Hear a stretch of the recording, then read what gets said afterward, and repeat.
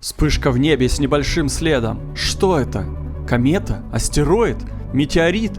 Падающая звезда? Спутник-шпион? Или все-таки метеор? Любые свечения в атмосфере называются метеорами.